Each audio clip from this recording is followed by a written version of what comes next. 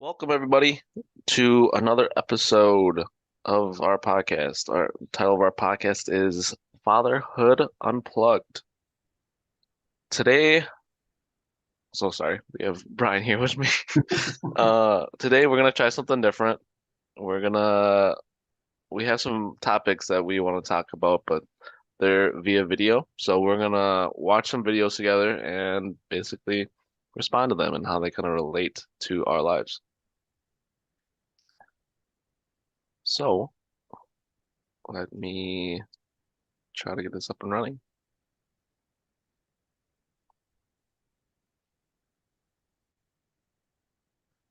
All right, we need to refresh this. So bear with me for technical difficulties. Mhm. Can you see that, Brian? I can see it. Still loading. There you go. It's going on. I Undermine can't hear children's it. motivation and There performance. we go. Right? That should be surprising. I would have thought that if you tell a child or an adult that they're really good at something, wouldn't that serve to elevate performance? It does not. In fact, the exact opposite happened. The kids that got the intelligence-based feedback, when they were then later offered problem sets that were either challenging or were of the sort that they knew they could perform well on, they tended to select problems that they knew they could perform well on. In other words, they picked problems that allowed them to continue to get the praise that they had received previously about being smart or talented. Whereas the kids that got feedback about their strong effort, when later presented with problems that were either easy or hard, more often than not, they pick the harder problems that stood to teach them more. Praise for intelligence can undermine children's motivation and performance. All right. Let's replay that first part. All right, Brian. I think you had some thoughts on this. What were your thoughts? Yeah. So this one actually, it's interesting. I have generally, I would say, a vast majority of the time, I've always praised my kids for work ethic because I've never seen a benefit to praising something that is innate. I do, right? It's like, hey, like if they have something that they're just good at. But I've generally always praised for hard work first, kind of like he's saying, because I found that that delivered better results. It made them want to actively work harder. I read a bunch of books on motivation and just getting better at stuff in general. And it was always, even if you're super talented, you need to work super hard in order to be great. So I've never wanted to teach my kids that it's okay to be just okay at something if you want. Like I always wanted them to be great, which they always needed to work hard for. So our praise has always been based on, hey, you worked really hard at this. I'm very proud of you. Or, there was a lot of effort that was super challenging. And then we have kind of like a conversation about it. But um, that's kind of how it's always been. And for my kids, that's, I think, paying off because they will choose more challenging things. Um, like one of them had to choose to take standard math or advanced math. It was an option, and they took the advanced placement test just because they wanted to beat their friends. They wanted to work harder and put in, and like he studied for a little, couple. Like when he found out about it, like from when he found out to when he took the test, like he put a lot of time into making sure that he passed, not just passed it, but like beat all of his friends and was in the top category. Um, and then all the sports they choose, they're all hard work based. It's not nothing talent based. There's talent to it, but you can't win if you just are talented, generally speaking. So yeah, I like it. I think that's true. All right, give me one second. I'm trying to find this other video that I want your opinion on. So I think that's interesting. I don't think I've ever really thought that hard about it. I think that makes sense, but also doesn't. I think it was kind of in those sitcoms where when someone tells you something and then the glass kind Light of bulb. shatters or whatever, or the light bulb kind of situation. Makes sense. I mean, made me think about how we're praising Jace, and I don't think we're that far enough along in terms of teaching him those everyday things yet. But I guess I would ask you, when it's effort, it, is it pointed to the action when you're praising? So like let's say you've told me that your kids help you set the table when they were younger or still and obviously probably still do, probably a little bit more than when they were younger. So when they bring that plate to the table, is that a praise or is that what is that? So when they were real little, it would have been like, hey, you did a really good job. Like that was, whatever, or difficult, or, hey, like you worked really hard. Things like that would be pretty standard praise. Now I think as they get older, when it's simple things like that, it's more an appreciation thing. Well, it's an expectation to be. Chores are an expectation, but there's an appreciation expressed when they do it well. If they don't do it well, then it's a correction where it's like, hey, did you do a good job? And then let's be honest, like you did it. Come on, do it again. Um, so like for stuff like that, or if they do like go above and beyond, then it's definitely okay. I really appreciate that you worked, that you did extra. So it's both. So it's either, you know, appreciating what they did if it's done well, or if they just do it. And then generally if they're doing something that is challenging for them, then it's, hey, like you worked really hard at this, like you did a great job. I'm proud that you put in the effort to do as well as you did. So it's like academics. So was there a point in time or age when that changed? No, I've always kind of been like that. But I also taught karate a lot. Like before I had kids, like I did a lot of stuff with karate kids, and it's karate's not innate. Like if you don't put the work in, you're not going to be good. So like it's always been, hey, if you put work in, like you can be really good at this. Like the expectation was hours. Like you had to put the hours of practice in order to be good at that. And the kids that didn't do it, like just didn't perform as well. Um, so when I had kids, that's kind of how I always took it, because I taught karate when I had my first. I was still teaching. So it was always like, hey, you did a good job. You're working hard. Hey, let's just do a little bit more. And it was always about pushing yourself to do a little bit more, to be a little bit better. So when you were saying when they were younger though, so Mhm. for me, what I'm thinking about, like, oh, we asked Jace to throw something away, right? And then we say, oh, thank you, or something like that, where it is innate at that point, but we're trying to make him learn that that's what's needs to be done. Yeah. So I'm assuming that's what you did when they were still at that age, right? So Yeah. when did it turn into, oh, now you need to do that because that's an expectation? When did the learning part turn into expectation part is I meant. Well, that's a good question. Probably between 3 and 4, when they could start to understand it a little bit better. When I would have a list of things for them to do. And it'd be really simple things like, hey, like bring me your dish or whatever. There is inconsistent, like a little bit of inconsistency per kid. Uh, because each kid's a little bit different. But I tried to have them help as soon as possible, just because it made life easier. So if I'm cleaning up and I can give them something to do, like, hey, I want you to go do this, and they can help, then I kind of made that the expectation of, if I'm cleaning or if I'm, picking up after dinner or whatnot, like I definitely want help. Um, and I would just tell them like what I wanted them to do, and then I would, say, hey, good job, or thank you. So I just kind of became the expectation, if I'm doing it, then I want you to help me. And if they didn't, I would just be like, hey,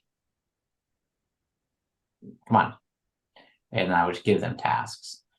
So, and they do that now. Like it's just something they do. Like I have a pretty big list of stuff that I give them to do. Like I think we've talked about it a couple times. There's probably like 3-ish hours of stuff that they do every day during the week. Um, Ranging from, pick up after yourself, which I think is a reasonable expectation for any human, to, reading 20 pages a day in a book of, their choosing. A little bit of approval needed on that. Um, to, learning a new skill, which they don't always love that one because that one can be really challenging where it's, they all chose hard skills. So now they're really, you know, about 6 weeks into it where, man, this is harder than I thought it was going to be. So they're actually having to actively research and learn new things. But that was just the expectation is like, hey, I said it. And then if it doesn't work, we talk about it. But that probably started around 3 or 4, I would guess, where it was not a high level expectation. It was more like, hey, go throw this in the trash, or hey, come help me do this, or come do it with me, so that I could teach them how to do it, so I could eventually shift that responsibility. I think it's hard because Jace is still learning. Please and thank You you. got to be patient. Yeah, I mean, please and like we're taking the model of we we need to do the behaviors that we want him to do. So Yeah, got a we model. yeah, so we need to do the please and thank you still, so he knows how to do that.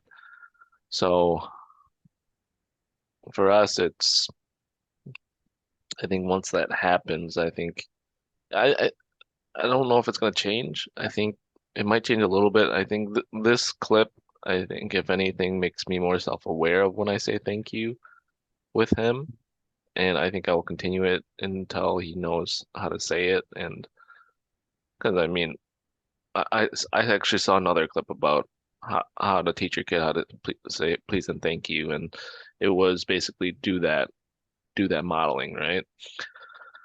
So if you don't do that, I mean, they won't do it basically. So when when they get older, I think it's just kind of being cognizant of it, and I think it's a different behavior than because I was probably growing up, I probably didn't get it from my parents because they're Asian. Um, I got it mostly from my teachers where when I did a good job and it was like A's or great drawing and stuff like that. They say great job and stuff like that, where not necessarily, oh, you took a long time to do this. I know it was difficult. Good job. I think that's probably why I didn't do great in school until probably the end of high school and college, because that's when I actually applied myself. Gotcha. And I think there was a point in time, probably freshman year in high school, where I got like straight A's, and then after that, that was probably one semester, and then after that, it was just kind of like B's and C's kind of stuff. So I think that's where I probably got it. I probably was always praised for the thing, not necessarily how I did the thing. So it's something that makes me more aware. If it's true, I think it's kind of have to be a trial and error. Not everything you hear on the internet is true. So, but I do really like Andrew Huberman. So a lot of the stuff he talks about, I think are true for the most part. It seems like he does his research. I Yeah. follow the kind of 90-minute before you take your first sip of coffee. You won't feel that afternoon crash.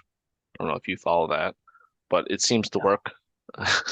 Seems to work. I don't do it on this day because I need to actually be articulate when I'm on here because I haven't been able to get up as early as I want for these podcasts on these days.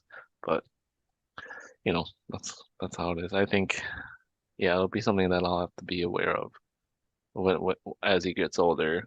Uh, because it's hard because like if he gets an A, you want to say a good job, but if it was like an easy A, and then I'm hoping that I'll be aware if it was an easier or hard A that I'll praise that more than the actual A because I've gotten A's before. It's like that's not an actual achievement really Yeah. sometimes. But when you were studying late nights or you had study groups and things like that, I know that was really challenging. Good job for that. Um, so it makes more sense while I talk it through with you. Yeah. I mean, for us, for like the academic performance piece of it, the expectation is they do all of the work.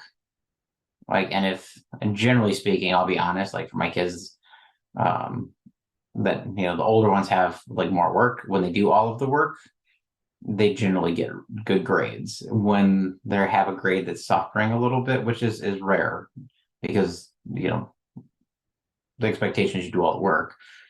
We have a conversation and they're like, I didn't do it. And it's like, okay, well, what happened?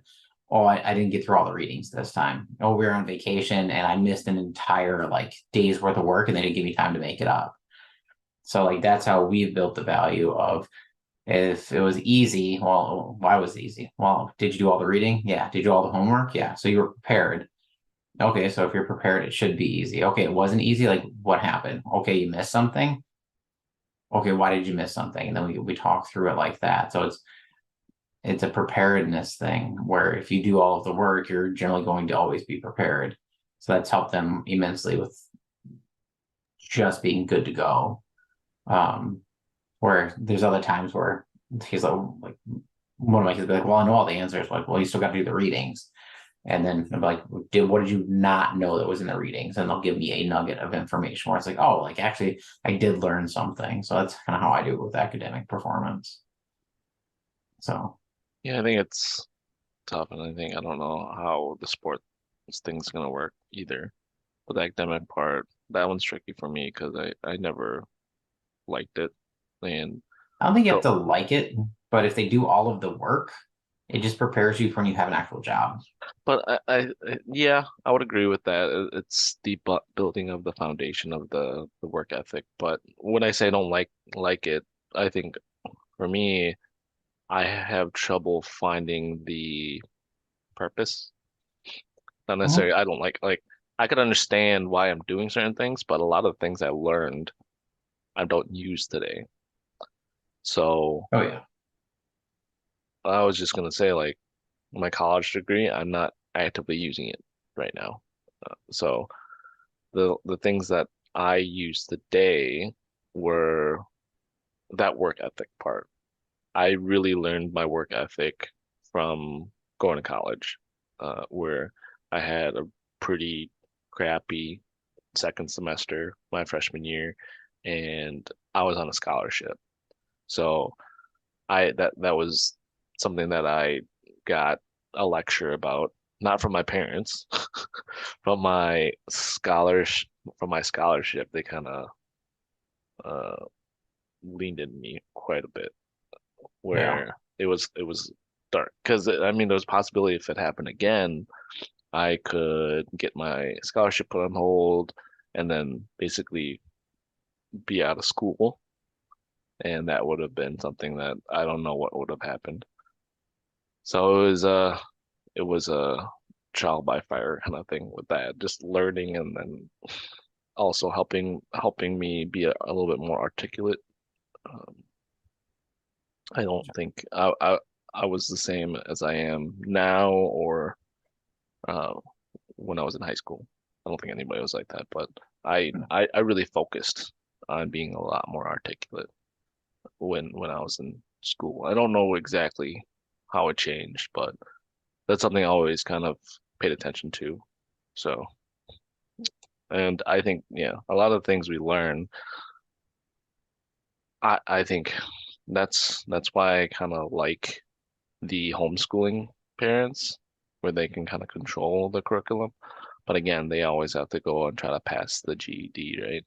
So Yeah. it's slippery because honestly, I'm still learning the financial IQ part, and I would love that kind of a course for my kids and a lot of other things that you just need to know in the real world that no one teaches you, like a mortgage or um, I don't know, how to fix a house, how to fix your car and crap like Yeah. that you should know. Um, or a boxing class that we talked about last week. Yeah. I think that stuff you just have to supplement. Like I don't love the idea of homeschooling. Well, because one, I don't do it. I don't want to do it either. Two, I think there's actually a really big social component that I think that is often overlooked, and I think it depends on the social, like the homeschool community you have, right? If you can be part of a bigger homeschool community, that probably make a really big difference. Actually, really interesting to get like a homeschool dad on here. But I think that what school does is it forces your kid to deal with diversity, and you're stuck with it for whatever period of time, a year basically, where you have to learn how to deal with people that you don't enjoy. Which I think is very much like having a job. If you're going to have a 9 to 5, or even if you own a business, you can't just fire people because well, that's different. But generally speaking, you're just going to get stuck with working with people you don't want to work with. You're going to get stuck working with clients that are a pain in your butt, or obviously you and I worked together for a long time and I enjoyed working with you, but there are other people on that team that I was like, you are not my favorite. So I would agree. that's what I think school really helps with. I would agree. That separating the curriculum and the social part of it, that was basically what I was doing. I agree. They need to be out and about, and Jace is basically homeschooled now, so he hasn't been to daycare yet. Yeah. So that's what I would compare it to right now. So I definitely think they need to be out and about. They Yeah. need to be interacting with those other people and learning. And that's why I'm a little concerned about the pre-K preparedness and stuff like that. That's what we're trying to get him ready for. So I get what you're saying. Yeah. That's something that the homeschool. I mean that's the I don't know if it's the only concern, but I would worry about if my child was homeschooled. He'd kind of miss out on the friends, the relationships, whatever else he would need, because there's only so much that your family can give you socially, right? Yeah. They need to be able to go out and have some friends and stuff like that. Correct. All right, Brian. Next one. Yeah, let's do the next one. All right, this one. I don't know how this is gonna go because I didn't plan this one, but I wanted to see what your thoughts were. And we can stop it whenever, or I can skip a little bit further. Okay. But you may have already watched it. Let's do which one's gonna be better. Let's do that. All right. Let me know if you can hear it when I play it. So Okay. here's the idea. You know how you I can tell hear your kid to be a good sport? Sped You it say, up a little it bit. doesn't matter whether you win or lose, it matters how you play the game. Okay, so I've been unpacking that in my lectures because it's really, really complicated. It's like you tell your kid that and they look at you and they think, well, what do you mean by that? Aren't I supposed to try to win? It's a soccer game. I'm supposed to win. And you say, well, yeah, you're supposed to win, but it doesn't matter whether you win or lose. It matters how you play the game. You know that that's right, but you don't know how to explain it to your kid. You say, well, you want to be a good sport. Okay, so imagine this. This is how it works. And this is crucially important. So, first of all, life is not a game. Even a game is not a game. Because a game is, most of the time, a game is the beginning of a series of games. So let's say that you're on a soccer team.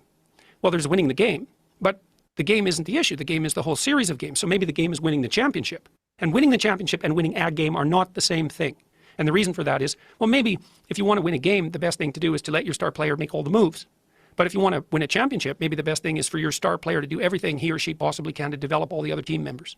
That's a different strategy. And the reason it's different is because it iterates across time. Okay, so I'll tell you a quick story. So when my kid was playing hockey, when he was about 12 or so, he was in a championship game, just at a local arena, and it was really fun to watch. The teams were pretty equal, which is something that you want, so that everybody can expand their skills while they're playing. And it was like 5 seconds to the end of the game, and the other team made a breakaway and came down, and the guy came down the ice and scored. It was a beautiful goal, and it was 4-3, and that was the end of it, right? And on my kid's team, there was the kid who was the star, and he was a pretty good hockey player. He came off the ice and he was very annoyed about what had happened. He smashed his stick on the cement and was complaining about the refereeing and acting as if he'd been robbed. And his father came up, and instead of saying, get your act together, kid, that's no way to display yourself after a loss, he said, oh yeah, man, you were robbed, that the referees didn't ref right, and you played the best and you should have won. And I thought, you absolute son of a bitch, you're ruining your son. And then the question is why? Because his son was the star and was trying to win. Why was he ruining his son? Well, you're trying to train your son not to win the game. You're trying to train your son to win the championship. And so that's a series of games. But then life isn't the championship. Life is a whole bunch of championships. It's a whole sequence of them. And so what you're actually trying to train your son to do is to be a contender in the entire series. And the way you do that is by helping him develop his character. And the character is actually the strategy that would enable him to win the largest number of games across the largest possible span of time. And one way you do that if you're a kid is like, well, what do you want to do with your kid? You don't want to teach him to win. You want to teach him to play well with others. And that's to be reciprocal. So that means to try to win, but also to pay attention to developing the other people around him and not to put winning the game above everything at all times. So then he's fun to play with. And this is absolutely crucial. You can help your kid become fun to play with between the ages of 2 and the age of 4. If your kid is fun to play with, then what happens? Kids line up to play with him. And adults line up to teach him. And if kids line up to play with him, then he'll have friends his whole life. And he'll be socialized and he'll be invited to many games, some of which he'll win, all of which he'll be able to participate in. And if he's fun to play with, then adults will teach him things, and then he wins at life. And so when you say to your kid, it doesn't matter whether you win or lose, it matters how you play the game, what you're saying is, don't forget, kid, that what you're trying to do here is to do well at life. And you need to practice the strategies that enable you to do well at life while you're in any specific game. And you never want to compromise your ability to do well at life for the sake of winning a single game. And there's a deep ethic in that, and it's the ethic of reciprocity in games. Part of the reason that we're so obsessed with sports is because we like to see that dramatized, like the person we really admire as an athlete isn't only the person who wins. We don't like the narcissistic winners. They're winners, and that's a plus. But if they're narcissistic, they're not good team players. They're only out for themselves. Then we think, well, you're a winner in the narrow sense, but your character is suspect. You're no role model, even though you're a winner. And it's because we're looking for something deeper. We're looking for the manifestation of character that allows you to win across the set of possible games. And that's a real thing. That's a real ethic. It's a fundamental ethic.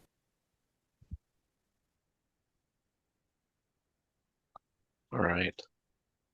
I, I didn't think we were gonna get through the whole thing. I was gonna try to stop it, but what are your thoughts? That's actually a really interesting one. I do agree. Like, I agree with it. I never really stepped back and thought of it as the way he's putting it, like end to end, where it's like a series of different things. I do think it, like, for me, I think it matters if you win or lose. And not all of the time, but some of the time, because if you always lose, then it's not fun. Like, it's like, so out of my 3, 1 is hyper competitive. Like, my boy is super competitive, like that's how he is. And then my other 2 are just, I would say, normal level of competitive. But it's really focused on work ethic for each of them. And they each have really, like, sports where it's a little bit of subjectivity, which makes it hard. So I like the thought behind it of it. One match, one competition encounter isn't what really matters. It's over time what matters. Two of my kids wrestle, and like the kind of weird thing about wrestling is the best wrestler does not always win. Like, it's actually, like, I wouldn't say like super frequent, but it's not out of the norm for somebody just to get caught and lose. And it's how do you come back from that? How do you kind of patch up and make sure that you have the least amount of holes in your game, so to speak? And how do you lead your team? Because it's an individual sport, but it's also a team sport, which means you need to have really good practice partners, which you have to get along with. So there's a really big component of team building and culture in that. And we've actually just started to kind of dive into that with my oldest, because he was team captain last year, one of the captains, and he'll be, I think, probably one of the top. I think he might be head captain next year for the middle school team. We'll see what happens. But it's how does he build the culture that he wants to foster to make people perform better. But at the same time, if you win everything without the amount of work, then it doesn't matter. And I've never been a fan of you've been robbed. Haven't been guilty of it sometimes, when it's like blatant, but at the same time, like, it's always been like, if you don't put enough work in for it not to be a decisive victory, then it is what it is. But that one makes me think a lot. I like it. What are your thoughts? Cool. Well, I thought you would because it kind of blends a lot of things together that I think you like. Yeah, I'm a fan of Jordan Peter. Well, shouldn't say a fan. That's probably very decisive. Um, I like the stuff he puts out there. I think it makes me think about, it's thought invoking. yes, and that's what I like about it. It makes me be able to make my own decision about whether I agree with what he's saying or not, because I say it's decisive because I think Jordan Peterson, there's definitely some people that don't like him. Yeah, And he was just on that was a Joe Rogan podcast clip. So I know some people are very decisive about him as well. So I think this kind of fits in very well, and then you were just kind of reiterating in the clip before it. I mean, it's just the work you put in, right? Make sure that they get the kudos for the work they put in instead of the win, right? So I agree with it. I think I agree with you too. I think there's a point in there that he was trying to make that you don't want to lose all the time. I think winning is important, but at what cost, right? So yeah, you can't just have your star player just demonizing your own team and things like that. And that's where you kind of, so we're talking about the sport part right now, where we were talking about the academic part. So you can't just be focusing only on yourself when you're preparing for a sport. You need, I mean, this is team sport. You were talking about wrestling, but you need to be able to kind of call your team up when it's not actual practice time and be able to work with them. hmm And I'm thinking like football or soccer or something like that, and be able to, if you're the best player, to bring them up to your level or somewhat closer to your level. And if you're not doing that and you're just working on yourself, there's that component of you can control what you can control, but that's something that you can somewhat control, where you can call that group together and try to improve them as much as possible. yeah, So, and I think the winning part will come if you do that. So, I think his point about the championships, you can't just say, "Oh, I want to beat," and I went to Green Bay West. So you can't just say, "Oh, we have East High School on the calendar and I only want to beat them." You yeah, gotta be set for all of them. And if there's a weakness that comes into that schedule, it's like, oh, why is that a weakness? Okay, let's work on that so we can get to the championship.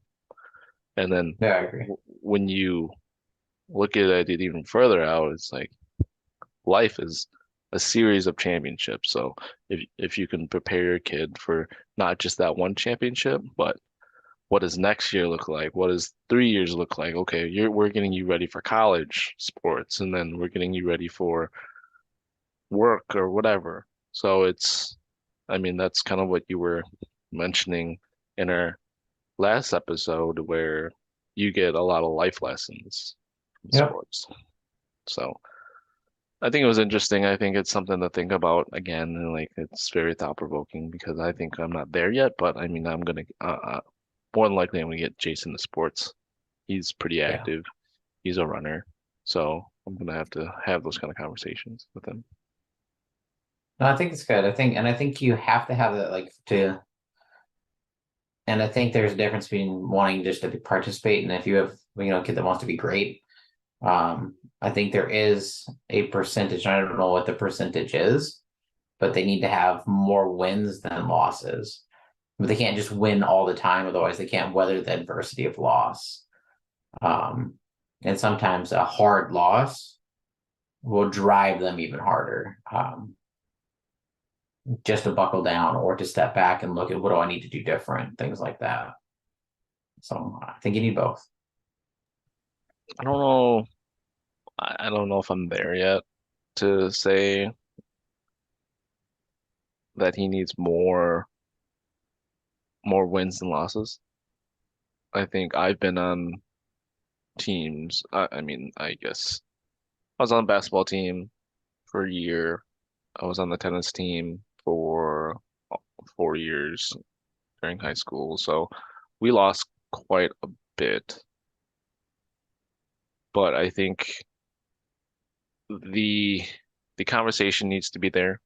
If you're Mhm. gonna lose as much as or more than you win, even more so when you're winning. But winning, that can't be absent of a conversation either. You need to know, like it's just basically how you're talking about a test, right?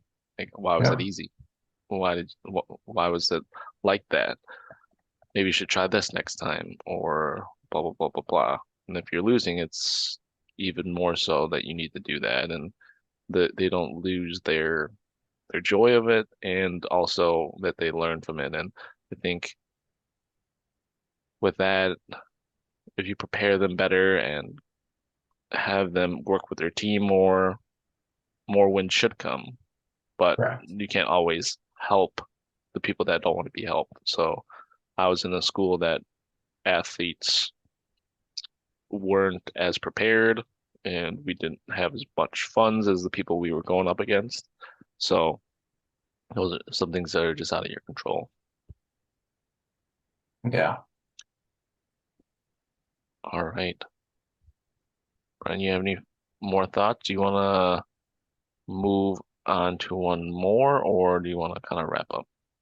I think we're getting tight on time, so I think I want to wrap this one, and then if we want to kind of do this again or do some more, I like it.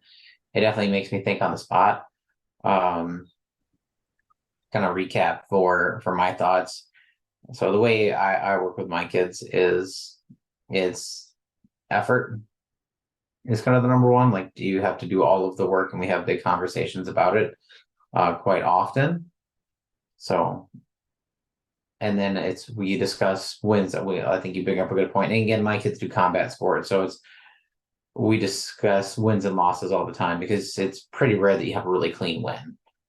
Um, so, and it's often there's the occasion when you just get it handed to you. So we have a lot of conversations about, hey, how do we fix this? How do we patch holes in?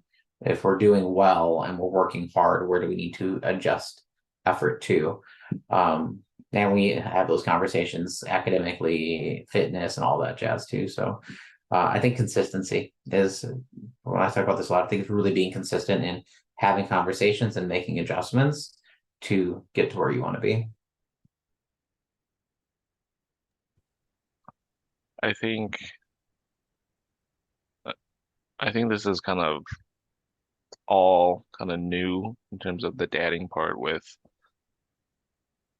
the academics and the sports and things like that. I think the upcoming upbringing of Jace is just I'm doing it by feel and somewhat learning along the way. I mean a lot of dads probably do that, but what I'm trying to get at is the new part. I've really had a dad figure to work with me academically or work with me sports wise. So it was always academics. I don't know if it came easy to me or anything like that. I think at the end I really applied myself and really made sure that I got good grades to get into the school I wanted and the college and stuff like that. But I never had someone behind me that I always could rely on to do that, and that's something that I would want for my kids, and that's something that I will make sure that I will be there for them to have someone they always have in their corner to come to for academics and sports. Makes That, sense. that's the most important thing I think right now until I get there.